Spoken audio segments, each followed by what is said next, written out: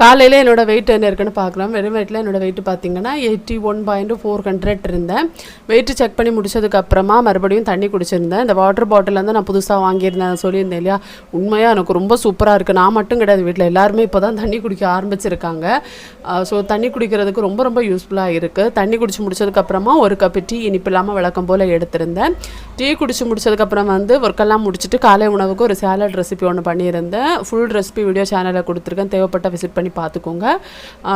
Salad அது breakfast சாப்பிட்டதுக்கப்புறமா வழக்கம் போல் 11 மணி இருக்கிறப்போ ஒரு நெல்லிக்காய் ஜூஸ் ரொம்ப ரொம்ப யூஸ்ஃபுல்லாக இருக்குது. என்னோடய வெயிட் லாஸ்லேயே இருக்கட்டும், ஹெல்த்துக்கும் இருக்கட்டும், ரொம்ப யூஸ்ஃபுல்லாக இருக்குது. லஞ்சுக்கு 2 வெஜிடபிள் பொரியல், ஃபிஷ்ஷு, அப்புறம் ஒரு தோசை, அப்புறம் கொஞ்சம் சட்னி எடுத்திருந்தேன்.